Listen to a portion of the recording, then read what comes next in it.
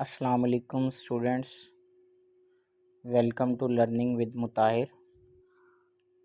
आज हम जो स्टार्ट करने जा रहे हैं MGT 401 की असाइनमेंट नंबर 1।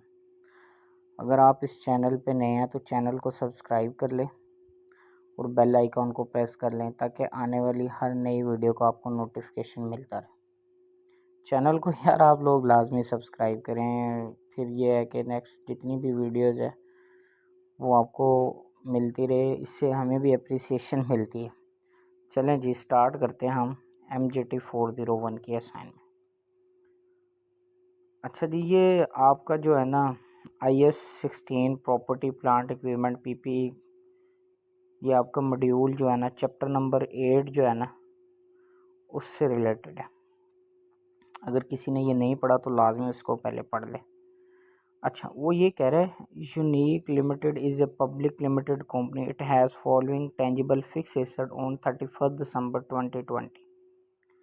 कहता है land and building 1.9 million, cumulated depreciation 1,50,000। एक बात यहाँ पे जहन में रख लें, लैंड के ऊपर डेप्रीसिएशन नहीं होती। तो ये जो आपको क्यूमुलेटेड डेप्रीसिएशन दी गई है ये बिल्डिंग के ऊपर है।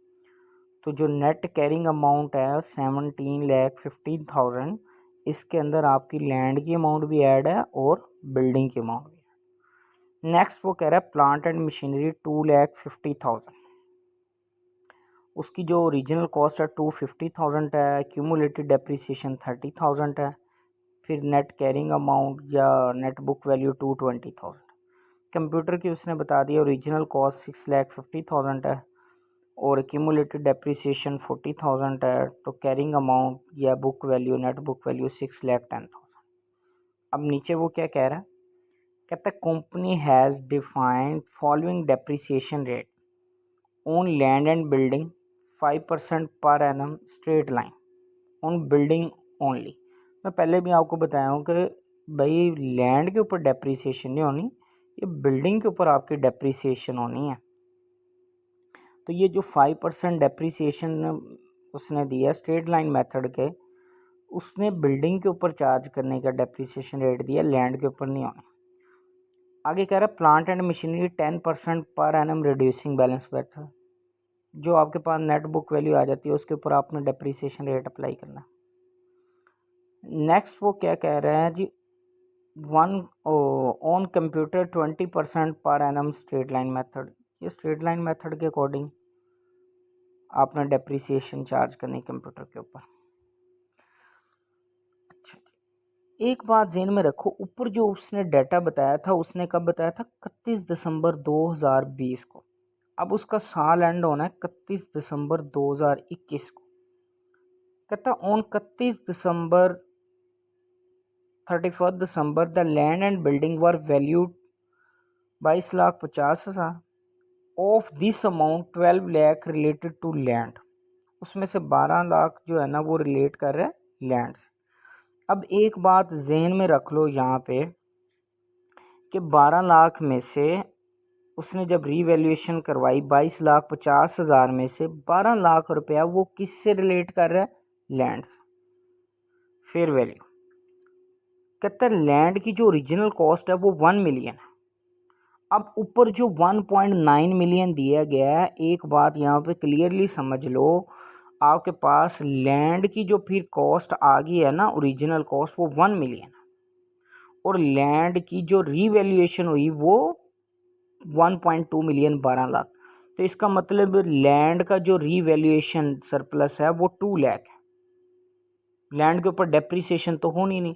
अब लैंड की कैलकुलेशन आपकी क्लियर होगी कि भाई लैंड का आपके पास 1 मिलियन ओरिजिनल कॉस्ट का बैलेंस है, 2 लाख उसका रीवैल्यूएशन सरप्लस है, तो आपके पास लैंड रीवैल्यूएशन सरप्लस के बाद जो उसकी रीवैल्यूएशन वैल्यू आ गई वो 1.2 मिलियन। लैंड की जस्ट आपने यही कैलकुलेशन करनी।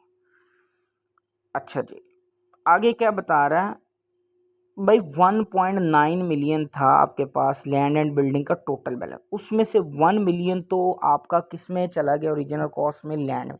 पीछे 9 लाख जो बचा वो आपकी बिल्डिंग की ओरिजिनल कॉस्ट का बैलेंस है 9 लाख। आगे कह रहा है the remaining useful life of building is S 25 years.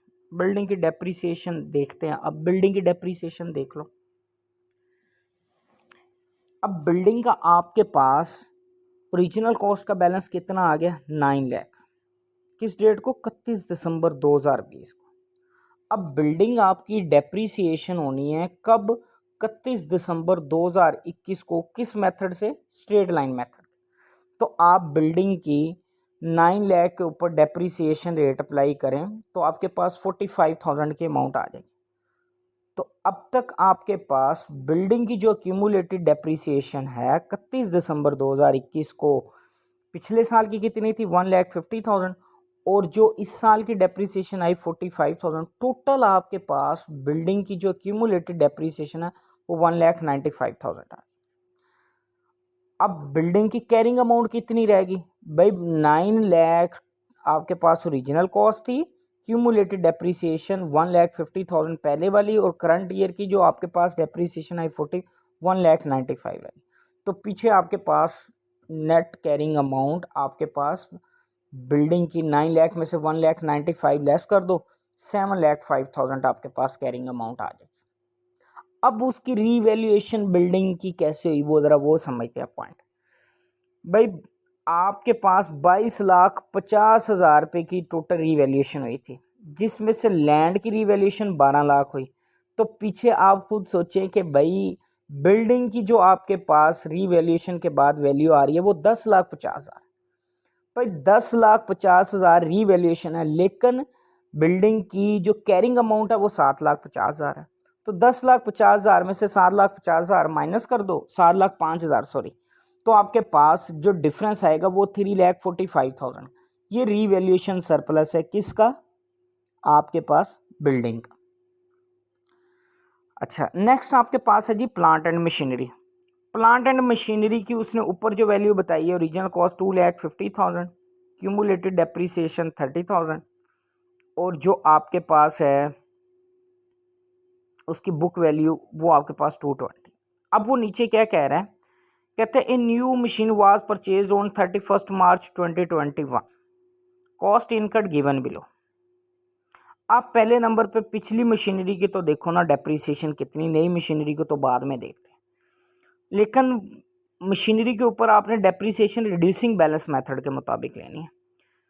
अच्छा जी, 2,50,000 में से 30 माइनस कर दिया, आपके पास 220 उसकी कैरिंग अमाउंट है। तो 2,20,000 के ऊपर आप डेप्रीसिएशन रेट अप्लाई करो 10%, तो 22,000 डेप्रीसिएशन बन जाएगी आपकी प्लांट एंड मशीनरी की, जो पहले वाली है, जो ओल्ड मशीनरी है। अब जो नई मशीनरी उसने खरीदी 31 मार्च 2021 को, a new machine was purchase on 31 March 2021, cost incurred as given below. Purchase price discount, trade discount को माइनस कर लेते हैं, ऐड डिलीवरी कॉस्ट को ऐड कर लो, और इंस्टॉलेशन कॉस्ट को ऐड कर लो। अब परचेज प्राइस 30,000 है, डिस्काउंट को माइनस कर दो 2,000, डिलीवरी कॉस्ट ऐड कर दो 1,000, और इंस्टॉलेशन कॉस्ट को ऐड कर दो 25। तो आपके पास नई मशीनरी की जो कॉस्ट आ जाएगी वो 31,500 आ जाएगी। अब इस 31,500 की जो आपके पास वैल्यू आई है, इसके ऊपर आप अब डेप्रीसिएशन रेट अप्लाई करो, लेकिन कितने माह का करना है, 9 मंथ की डेप्रीसिएशन कैलकुलेट करनी है। तो वो आपके पास कैलकुलेशन के बाद 2363 आ जाएगी। अब आपके पास टोटल जो पुरानी मशीनरी की कॉस्ट कितनी थी, 2,50,000, नई मशीनरी की कॉस्ट कितनी आ गई, 31,500। तो टोटल आपके पास 281,500 प्लांट एंड मशीनरी की टोटल कॉस्ट आ गई है। अब इस टोटल कॉस्ट में से आपने माइनस करना है जी रिड्यूसिंग क्यूमुलेटेड डेप्रीसिएशन। अब तक की जो डेप्रीसिएशन होगी थी वो 30,000 थी, और जो आपके पास पुरानी मशीनरी के ऊपर डेप्रीसिएशन आई वो 22,000, और जो नई मशीनरी के ऊपर डेप्रीसिएशन आई वो 2363। तो टोटल आपके पास क्यूमुलेटेड डेप्रीसिएशन का बैलेंस आ जाएगा 54,363। अब टोटल कॉस्ट एसेट की कितनी है प्लांट एंड मशीनरी की, 281,500। टोटल एक्यूमुलेटेड डेप्रीसिएशन कितनी है, 54,363। तो भाई इसमें से इसको आउट करो, आपके पास रिमेनिंग जो आपके पास नेट कैरिंग अमाउंट आ जाएगी 227,137। ये आपके पास प्लांट एंड मशीनरी की आपके पास कैरिंग अमाउंट आ गई। तो कंप्यूटर का तो वैसे ही बहुत ईजी है, उसकी कोई एडजस्टमेंट ही नहीं दी। कंप्यूटर के लिए उसने बताया कि 6,50,000 उसकी रीजनल कॉस्ट है, 40,000 उसकी क्यूमुलेटेड डेप्रीसिएशन। उसके पास नेट बुक वैल्यू जो कैरिंग अमाउंट या नेट बुक वैल्यू जो 6,10,000। अब कंप्यूटर के ऊपर उसने डेप्रीसिएशन का है 20% ऑन स्ट्रेट लाइन मेथड।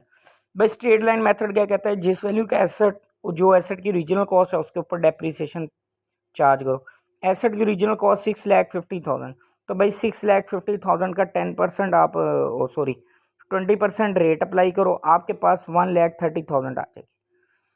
पहले की क्यूमुलेटेड डेप्रीसिएशन कितनी है 40,000 और 1,30,000 आपके इस साल की आ गई। टोटल एक्यूमुलेटेड डेप्रीसिएशन 1,70,000 आ गई। तो भाई 6,50,000 में से 1,70,000 आउट कर दो, तो आपके पास रिमेनिंग नेट बुक वैल्यू 4,80,000 आ गई आपके पास कंप्यूटर।